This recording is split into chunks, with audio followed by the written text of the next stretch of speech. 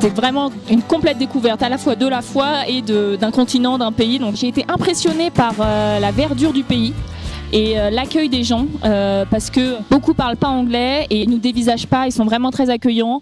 Les prêtres et les sœurs, toujours à notre écoute, à nous conseiller, à vouloir vraiment qu'on passe un séjour parfait.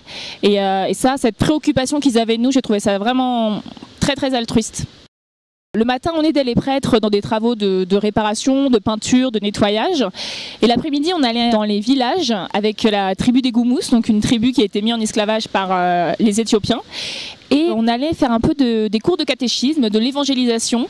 Et j'ai trouvé ça très fort parce que déjà, il y avait beaucoup d'enfants. Du coup, les enfants, on parlait pas du tout la même langue et on partageait des super moments. On faisait des jeux, ils chantaient, ils étaient super contents de nous voir et nous aussi. C'était vraiment un super moment d'échange. Et puis j'ai trouvé ça super intéressant, la manière la volonté qu'ont ces gens. Ils sont dans des petits villages, ils n'ont pas une vie facile et ils vont quand même au catéchisme le soir, la nuit. Ils ont souvent même pas de lampe torche pour rentrer chez eux.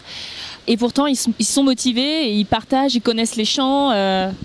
Ça c'était vraiment un moment très très fort en émotion. Je sais pas si c'est très marrant, mais on a rencontré le cardinal d'Éthiopie. Et ça, c'était vraiment très impressionnant parce que c'était une surprise, on s'y attendait pas du tout.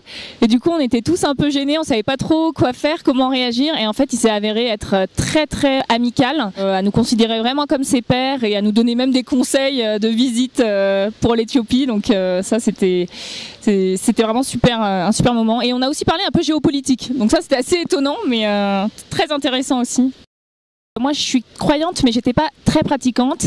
Et déjà, le groupe dans lequel je suis tombée, il y a un séminariste et ils sont vraiment tous très pratiquants dans leur foi et du coup ça me motive en fait à la pratiquer plus et à découvrir des manières de la pratiquer. Donc ça c'est le point de vue plutôt spirituel et puis d'un point de vue humain, les rencontres avec aussi bien les frères et sœurs que les gens du village, ça remet un peu en question notre vie, notre point de vue occidental sur notre vie, qu'on n'est jamais satisfait ou notre société de consommation et eux finalement ils ont rien, ils arrivent très bien à se débrouiller avec ça, ils sont très heureux en fait, on a presque l'impression qu'ils sont plus heureux que nous.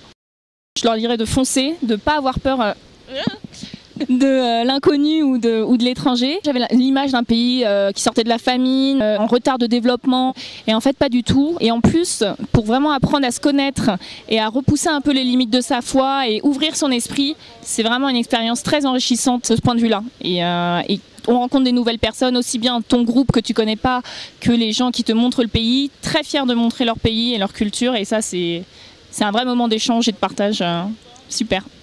Je voulais remercier en fait l'AED Mission qui nous a permis de passer ces 3 semaines hyper sympas, hyper enrichissantes, qui m'ont apporté beaucoup parce que je vais revenir en France avec plein de choses à raconter et peut-être du coup parler à mes amis, les encourager à s'engager peut-être plus en actes pour leur foi et pour les autres. Et voilà, merci. Et si j'étais à refaire, je le referais sans hésiter parce que c'est vraiment super sympa. Merci encore d'avoir permis ça.